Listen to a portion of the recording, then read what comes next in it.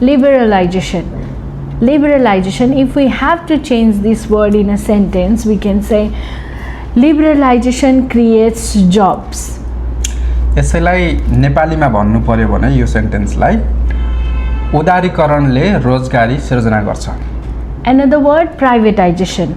Privatization, if we have to change this word in a sentence again, we can say the government started privatization.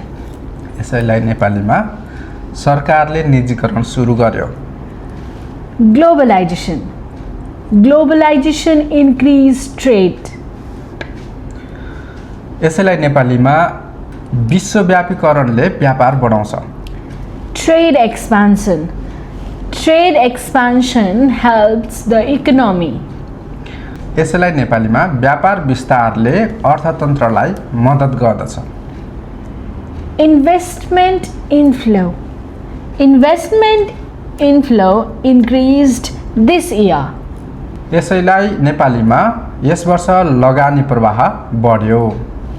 Thank you. Thank you.